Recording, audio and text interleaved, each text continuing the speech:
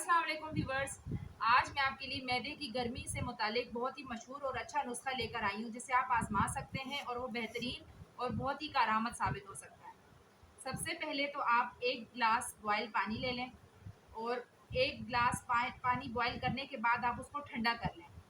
उसमें आप सुंबुल की बूटी, जैसा कि मैंने आपसे बताया कि ये पंसार की दुकान से आपको आसानी से मिलेगी, उस पंसार की दुकान से आप सुंबुल की बूटी ले लें। उसके 5 अदद पत्ते, उनको आप उस गिलास के अंदर डालने के बाद आप सिर्फ भिगोकर उसे फ्रिज में रख दें। फ्रिज में रख दें और फिर उसे आपने पीना इस तरह है कि जैसे दिन में 1 घूंट आप ले लें, तकरीबन 2 मरतबा या 3 मरतबा, और इससे ज़्यादा आपने इस्तेमाल नहीं करना।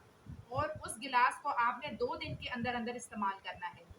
इससे इंशाल्लाह आपकी मैदे की गर्मी, आपके हाथ पाँव से जो आग निकलती है, उसमें आपको घबराहट भी अक्सर होती है, ये सारी चीज़ों में बहुत अच्छे तरीके से आपको अफाका होगा और आपके लिए करामत और बेहतरीन नुस्खा है ये। मेरी पूरी वीडियो देखें और मेरी नेक्स्ट वीडियो का इंतज़ार करें। अल्लाह हाफ़िज़।